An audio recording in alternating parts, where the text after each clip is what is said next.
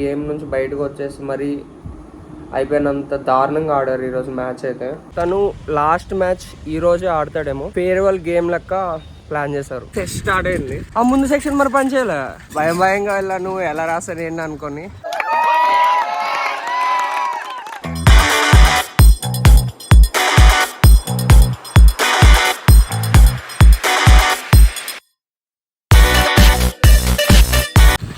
Morning test start అయింది. Exam attempt చేస్తున్న మధ్యలో ఒక సెక్షన్ నుంచి ఇంకో సెక్షన్కి వెళ్ళేటప్పుడు ఆ ముందు సెక్షన్ మరి పని చేయలే.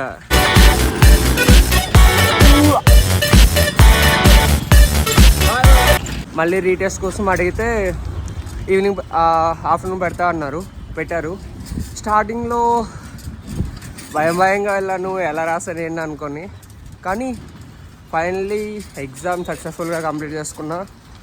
ఇంటికి వచ్చేసి మళ్ళీ యాజ్ యూజువల్గా గ్రౌండ్కి మళ్ళీ స్టార్ట్ అయిపోవడమే.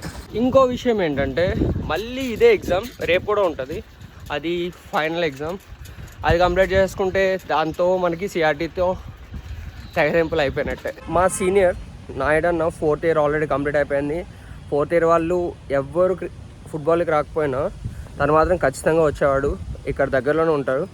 సో ఇప్పుడు తనకి జాబ్ వచ్చేసింది కాబట్టి తను లాస్ట్ మ్యాచ్ ఈరోజే ఆడతాడేమో, అందుకు ఒక ఫేర్వెల్ గేమ్ లెక్క ప్లాన్ చేశారు. నాయుడని నేను ఫస్ట్ ఇయర్ నుంచి చూస్తున్నా, ఇప్పుడు 3rd ఇయర్ వచ్చేసా. ఫస్ట్ ఇయర్ నుంచి 3rd ఇయర్ వరకు చాలామంది ప్లేయర్స్ని చూసా, కానీ గేమ్లో పవర్ఫుల్ షాట్స్ కొట్టాలంటే నాయుడనే. దాని తర్వాత గేమ్ మొత్తం అలసిపోకుండా ఫుల్ మ్యాచ్ స్టార్ట్ అయిన నుంచి ఎండ్ అయినంత వరకు ఆడగలిగే వన్ అండ్ ఓన్లీ పర్సన్ నాయుడన్న. ఈరోజు గేమ్కి వెళ్ళడానికి కొంచెం లేట్ అయిపోయింది, ఎందుకంటే మనం ఇప్పుడు ఎగ్జామ్ రాసి వచ్చాం కదా. ఎగ్జామ్ అయ్యేసరికి 5:20 అలా అయింది. మళ్ళీ వచ్చి స్టార్ట్ అయ్యేసరికి 5:40 అవుతుంది.